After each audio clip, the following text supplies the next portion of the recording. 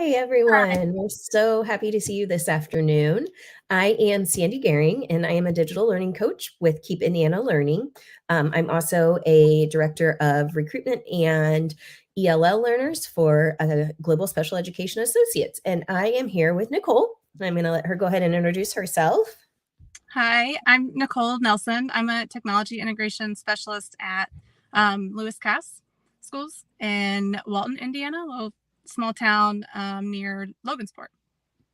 Awesome. And we are so excited to have you this afternoon for our brief little session on help. It's the week before winter break, how to keep students highly engaged in that last week before winter break, which we both know and we all know can be such a challenge. We're excited to have you here with us this afternoon. It's that busy time of year, and we're thankful that you decided to join us for this conversation. We kicked off this event last week with a Twitter chat to get just some feedback and some ideas that you already have. So thank you all for participating in that, and we're excited to kind of move forward. So during this time, we are going to take about the next 30 minutes to discuss different ideas that we've come up with on how to keep your kiddos engaged in that long week and a half before winter break. And then after the event, you will be able to check out our conversation on YouTube again and share that recording. And we'll share an infographic that you can have as a quick reference to have with you as you get ready to plan and prepare for the next couple of weeks. So with that, let's get started. Nichole, anything else you want to add with that? Are we ready to jump in? Yeah, we are ready to jump in. We'll All be right. a few of the ideas that we have are links that you may need to check out later. And so those will be linked on that infographic. Awesome. All right. So the first one that I wanted to talk about was adding that component of surprise. We know that the kiddos have been in for the long stretch. Some of them are still excited from the previous break. Some of them are looking forward to winter break. Some of them may not be looking forward to winter break. And so we have to keep that element of surprise as a part of our everyday instruction. So a couple of things that we talked about was switch things up. Change things a little bit. Give them something to look forward to every day. Maybe it is a secret snowman that you hide around the room, that the person that finds that snowman has a comprehension question on it, and that gives them an idea to launch into the discussion. Maybe it's switching desks one day. Maybe it's a day where, hey, we're not going to even use our desks, and we're going to just do some interactive learning together on the floor.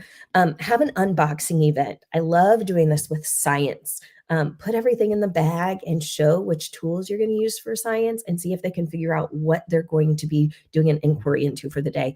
Or for a new story that you're starting, put things in that bag and let the kids make a recording of the video for the book that they are getting ready to read, or the one that they're reading during their independent reading time. So let them create the unboxing, or you do it and have them guess, what do you think the story is going to be about this time?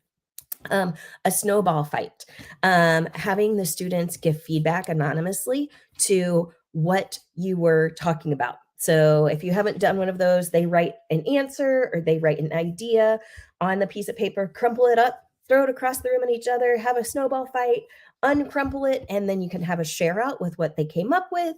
You can have a turn and talk from that. You can do a poll. How many people said this? How many people said that? How many found this on their snowball? Snowball fights are so much fun, and there's nothing like being able to throw paper at each other. For some reason, it's the best thing ever.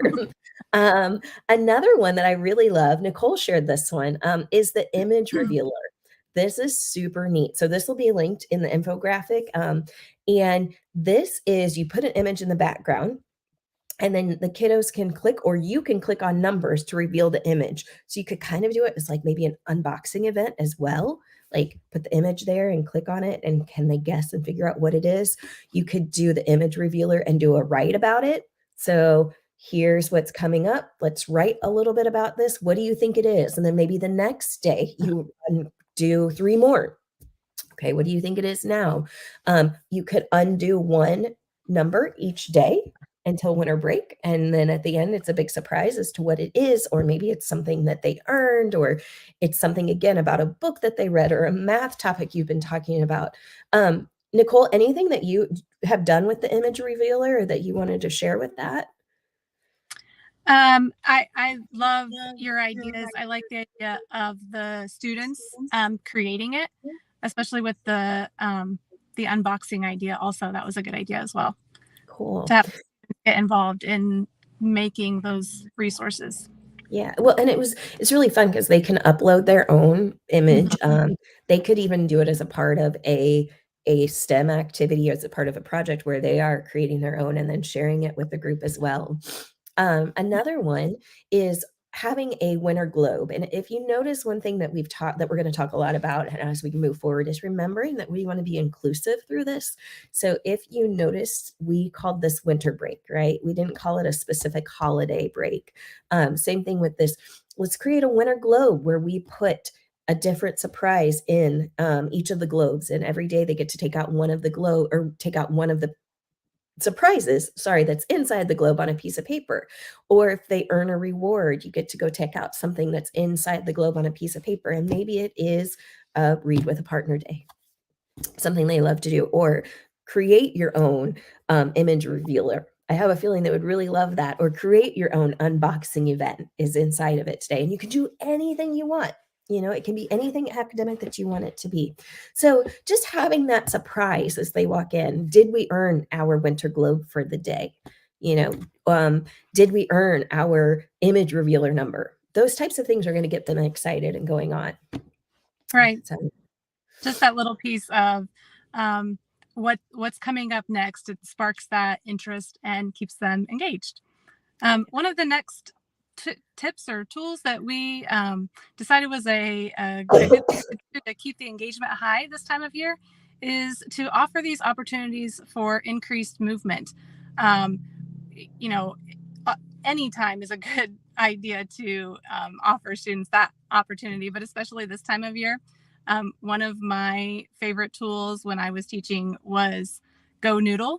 Maybe you've heard of it, but they've got lots of fun songs and activities that the students can dance along with, and just to kind of give them that brain break, so that they can kind of reset for the next activity.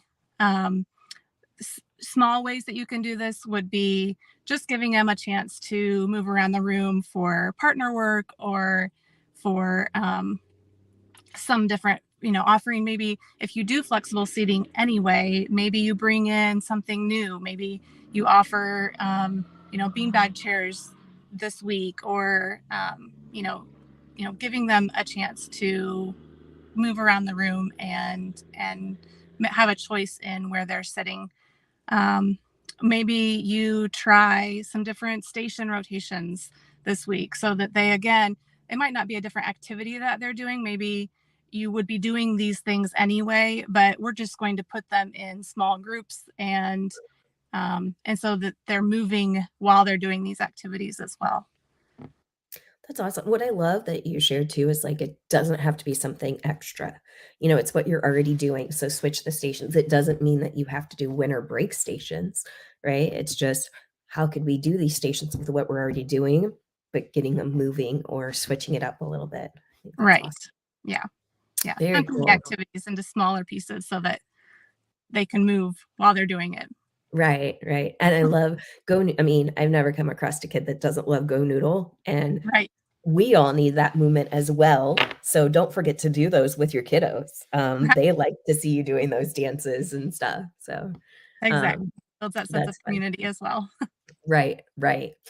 Another one that we talked about, and I don't know about you, but I love competition. I love games, especially this time of year. It always makes me think about playing games with my family, and they always get really intense. So I loved bringing in competition into the classroom, and kids love that competition, and it also teaches them that skill of being positive and supportive winners and reflective non-winners. um, I have a nephew who has a hard time when he doesn't win. And so we always use that as a teachable moment, and our kids need that as well.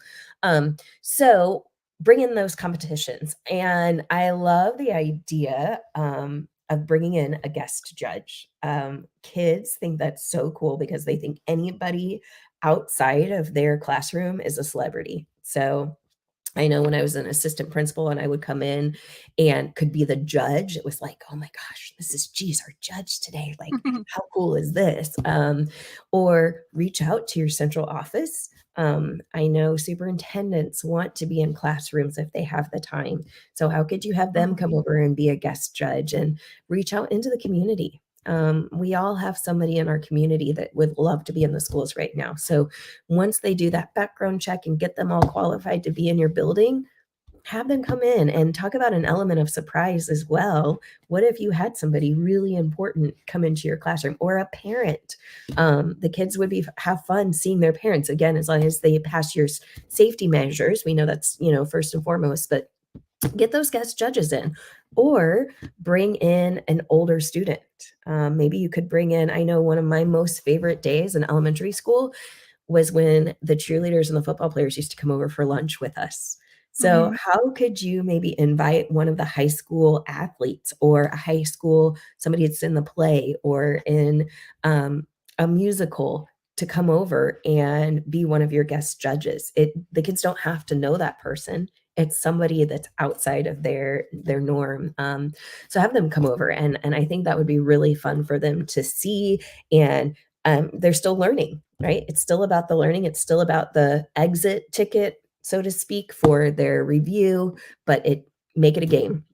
I think about what is that? The Voice. How could you make it something like The Voice where they turn around and, I'm going to turn around for your answer because I love the detail that you had in your answer. Yeah. Something like that. Another one, I love this. Nichole, I know that you love this breakout EDU, both in person and digital. So, if I am a huge fan of the in person, if you have one of the kits, get those out and use it. I know too often, from my experience, they sit back in the media center, but get those out and use those right now. Those are the types of things that we need to be doing to keep our kids hands-on, learning, engaged. Competition, again, bringing them against each other.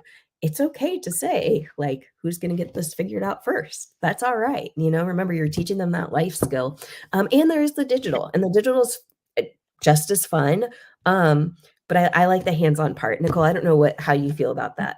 Yeah, so I actually just found a couple of the breakout boxes tucked away in a closet at my school, and so we don't have a paid subscription to the site, but there are lots of free resources. So we got on and printed a few just winter themed games for classes to do during this time of year, exactly to keep that engagement high. Yeah, And well, and I know. competition. Yeah, and the winter ones, like, if you look close, there's still those ones that are academic and based around your standards, Yeah. Oh, So, absolutely.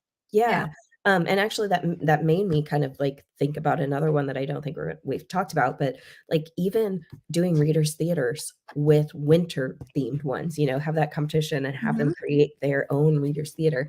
Another little plug I wanna give, and I don't wanna give too much away, but the digital learning coaches are doing a Merry Techsmas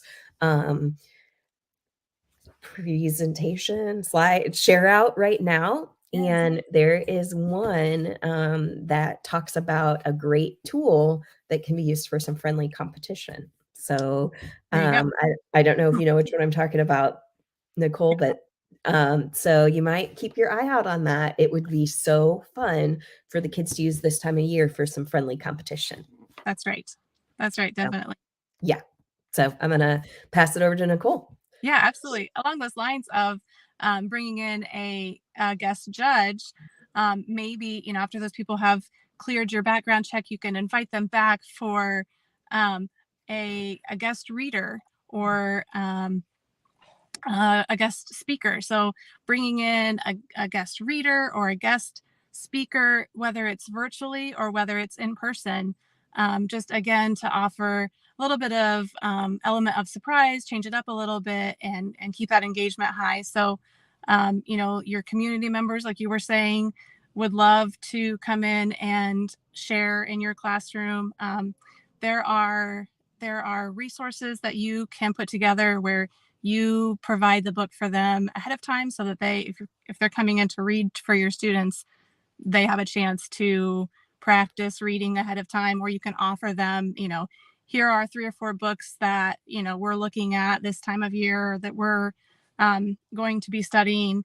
Can you pick one of these? Because asking somebody to come in and read, they may have questions about what's appropriate. Where are you at? Where can I find some resources? So giving them a few choices before they come in, so that they kind of have a good starting point and can get off on the right foot when they come into your classroom. So inviting somebody in, there are a couple virtual options that we want to plug for you. If you go to the Keep Indiana Learning site on the blog, there is a post by Educator Barnes, and she put together several resources with celebrating Black Hoosiers. And so she had several interviews, and then if the students watch these interviews, then she provided extension activities to go with those. So they're answering questions, or there are discussion questions, or there's writing prompts to go with each of these different interviews that are provided. And they're all Black Hoosiers that have, want to be, she wanted to celebrate these people for accomplishments within the state. So that is a good resource that we will link on that infographic also. And then on our YouTube channel, we also have several different stories read aloud for the World Read Aloud Day. So that is available for you also on our YouTube channel, where you can get some speakers virtually, and these resources have already been kind of put together for you. Another option that I like at this time of year is to virtually connect with another class. So I have friends all over the state who are teaching different grade levels or different subjects. And so to reach out to them and, have your classes, maybe you want to share a project with them, or maybe you just want to ask some questions, or, what's going on where you guys are, just to have a different perspective on, how students are handling this time of year in other areas.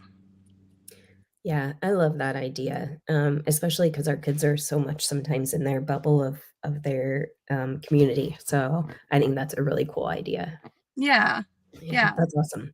Yeah. Um, Be a big thing. It could just be, we want to, ask, what's your favorite thing to do at this time of year? Just to get some students mingling and get them talking yeah, with yeah. others. Yes, talking without some device, right? Right.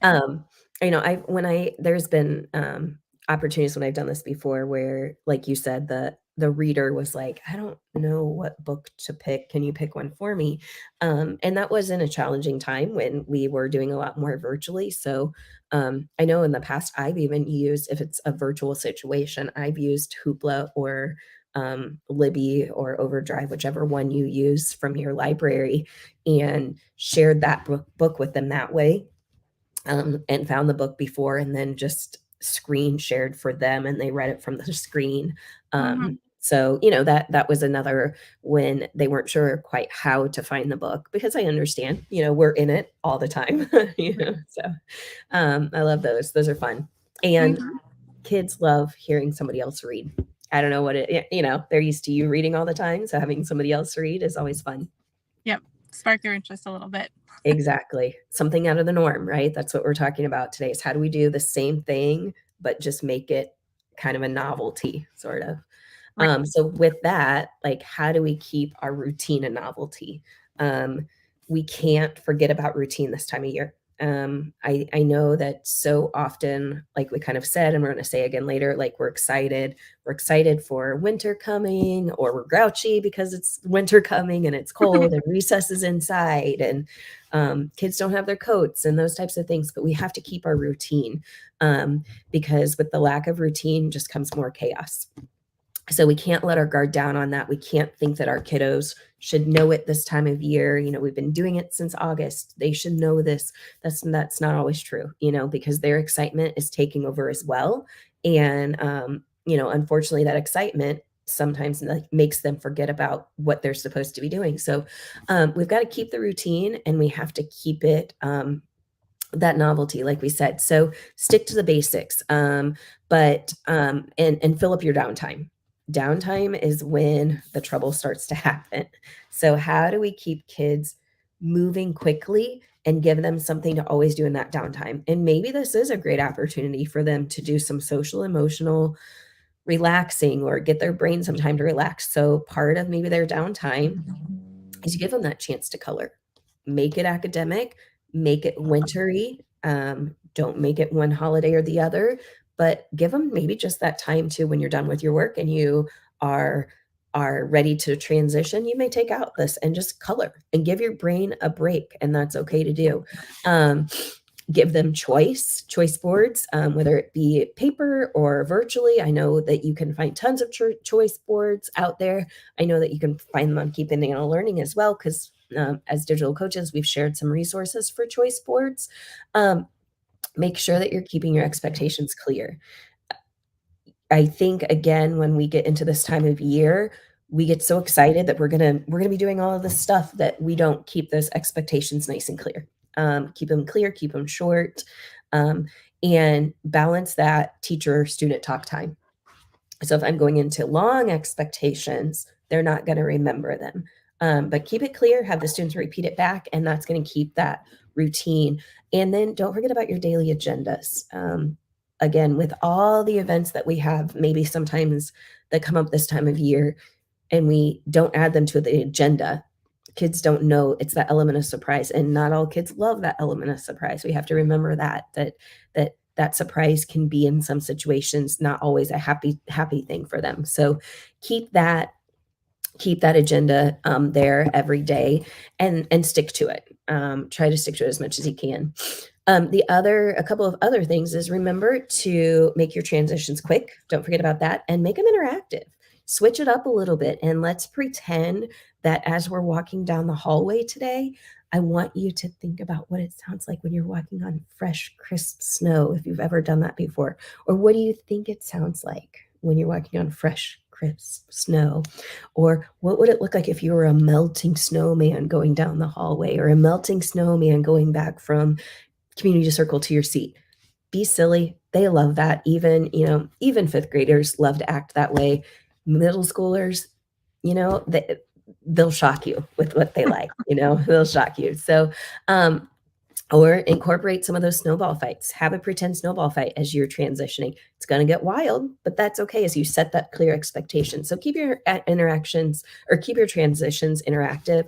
And then don't forget to reteach this time of year. Again, we think they should know it since August, but it's really important, per those PBIS expectations, that you continue to reteach your procedures. And I think you'll do yourself a favor if you reteach them now for when they get back from winter break, because we know that they tend to forget a lot of that over winter break.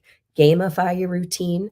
Build a snow person, and every day, kind of like that when we were talking earlier about adding the component of surprise, build in, like, if we can transition quickly in less than 30 seconds, because that's how long it would take this cup of water, the snow to melt, or whatever, we get to add a piece to our snow person. And when they build the snow person, you decide how much stuff you want on it. Maybe they just need to get 3 circles. Maybe they need to get the whole hat and the nose and the buttons and whatever. But when they reach that, then they get a reward or have a celebration. So, but it's all based on procedures that time. So it's not going to be about you getting your, are you meeting my expectations for the day? It's about your procedures. So keeping that routine, and just keep it simple. So. Yeah, I love that. having that visual of the snowman and building and adding the pieces to it is, a good reminder to, they will see it and remember that as they're doing their transitions as well. So that's a great idea. I love Yeah. that. Yeah.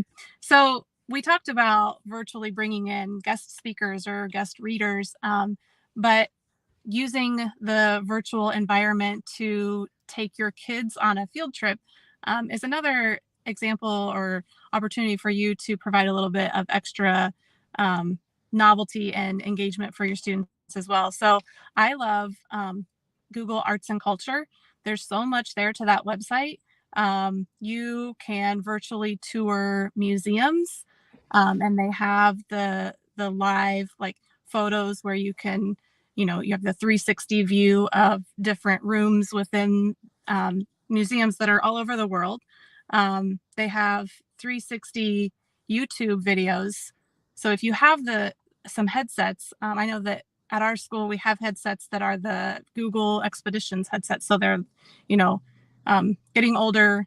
That's not supported any longer. It's now like kind of embedded in the Google Arts and Culture. The headset still works for a YouTube 360 video though. And so that's a fun way to get them immersed in maybe the landscape of whatever story that you're reading or whatever, area of history that you're talking about. Oh, let's see. Another way to do that would be Google Maps or Google Earth.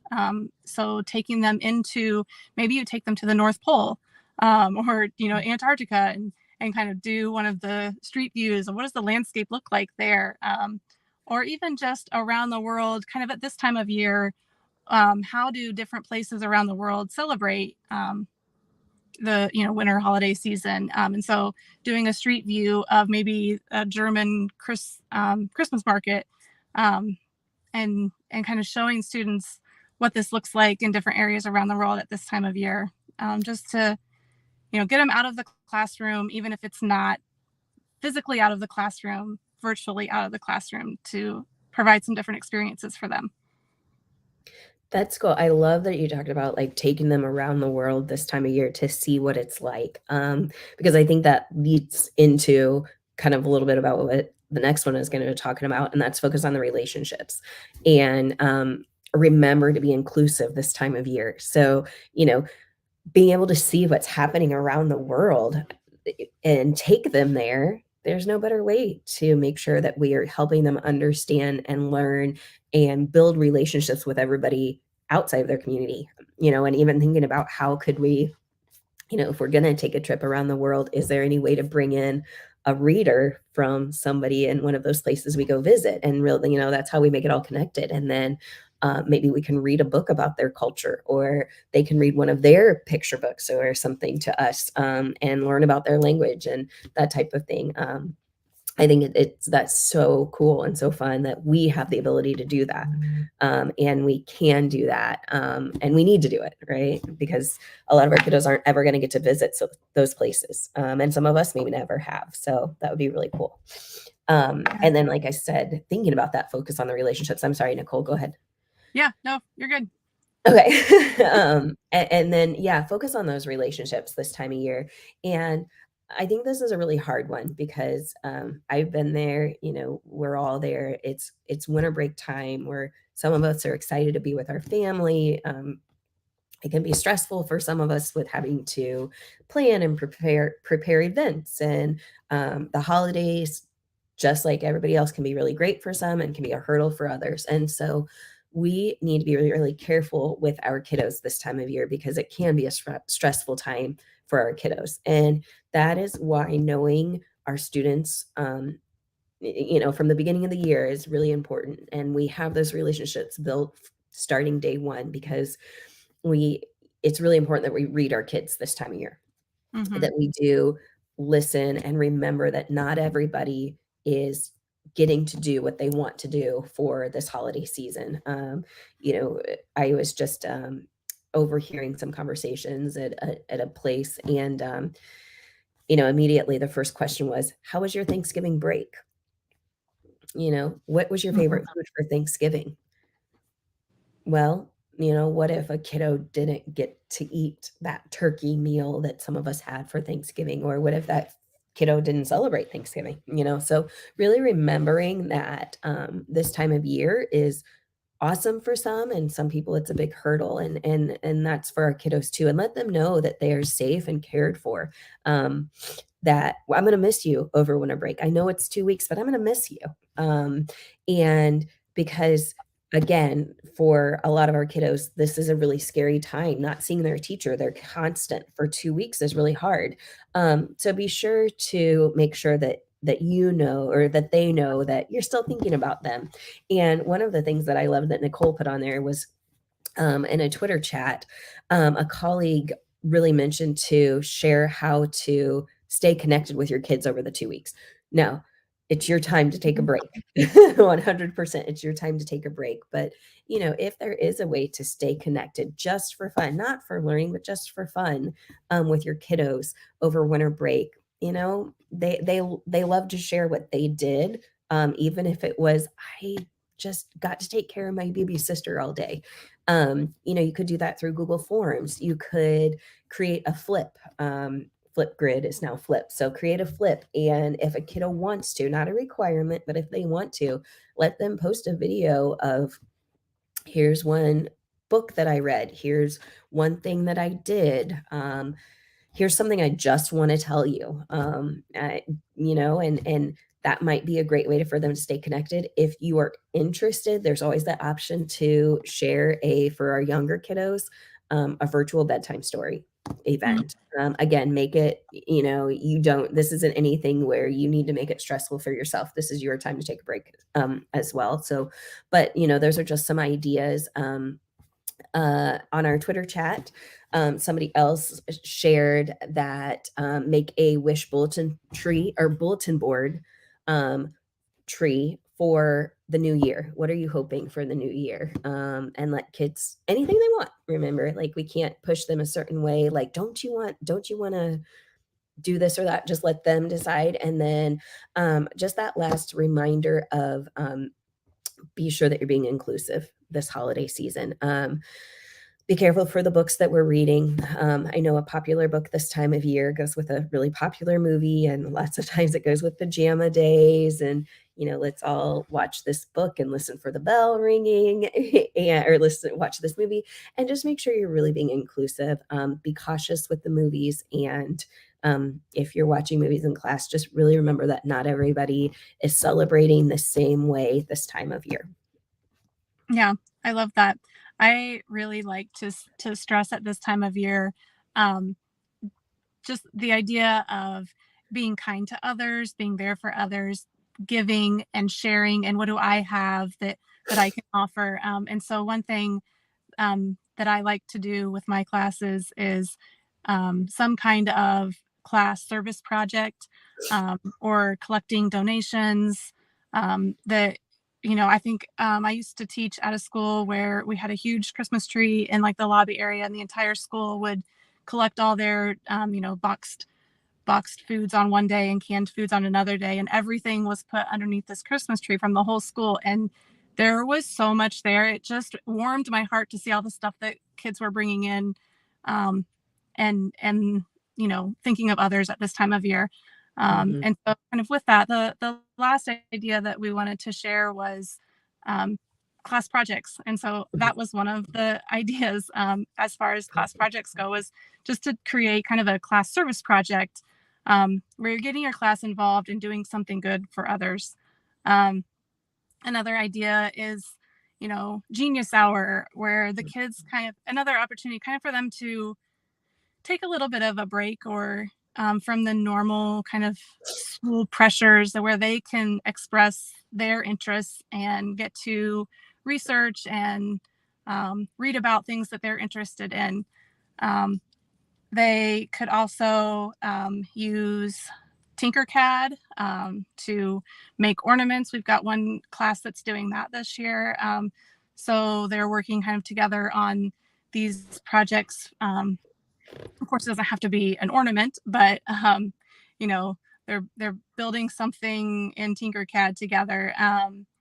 The little plug for another blog that's on the Keep Indiana Learning site is that Jen Stewart has put together a list of picture books, and with each picture book, she has a STEM project along with that. And so just another way to bring in a book and tie it to a STEM project to get your kids working together is another way to keep them engaged, keep them remembering how to work together. Not this time of year, everybody's kind of tired of each other, from each other, but just reminding them of those procedures again, how to get along and that sort of thing. Yeah. And I love, and I know you didn't mention, I love the projects including other grade levels that is on there, and thinking about holidays around the world, like, because it's still important to learn about culture, right? And to learn about the different holidays. So what a cool way to like bring in different partner grade levels, and I love that. And I am just, this was so fun. This is my time of year. I love all of the, kind of changing up the routine a little bit and all the projects that you get to do. Yes, this is my favorite time of year. Yeah, and I love keeping the kids surprised, because it keeps me surprised, otherwise things just become so mundane, and, let's bring in the fun, and it gives us a reason to switch it up. Not that we have to have a reason, but like, okay, my kids need something new right now. So, I love well. What'd you say? It keeps us engaged as well. Yeah. Well, and think about bringing in your colleagues as well, especially maybe if there's that colleague that needs that pick me up this time of year. Yeah. Make them a part of it too. So, I love what you shared, and this was really fun, just being able to talk about these different ways. And so, I think that, like we both have said, just make sure you keep it interactive, keep those kids, I like to say more than engaged, because we've got some different types of engagement, what engagement looks like, but keep them actively engaged this time of year. Don't let kiddos just be passively engaged. Let's keep them actively engaged. So, and I know that all of you watching have even more ideas. So we would love to have you share those, and make sure that you use hashtag keep KINL, or reach out to us. My Twitter is at Sandy Gehring. Nichole, yours is at Nelson Techie. That's right. So make sure that you share those out so that we can all keep building our winter planning toolbox. Let's see, snow igloo right now. And be sure to follow Keep Indiana Learning on all of our social media platforms so that you don't miss out on all the fun tips and exciting professional learning tidbits that we're constantly sharing. Again, we'll share the YouTube link after we're done, along with an infographic of some of these ideas, and have the links right there so that you can put it by your planning tool and be ready to go. Thank you all again. Keep up the awesome work, you guys. It's been a long semester and you're doing amazing. We know all educators are doing awesome work, and we just want to celebrate you this time of year. We hope you do have a good winter break, a good holiday season, however you do choose to celebrate, and you're halfway through it. And know that we all at Keep Indiana Learning appreciate you, and your kiddos appreciate you as well. So have a good one. Nichole, anything else? Yep. No, yeah. I love that. I love the idea of coming together and adding your thoughts. So we'll enjoy looking forward to seeing what others come up with as well. For sure. All right. Have a good one, everyone, and we'll see you soon. All right. Bye-bye. Bye.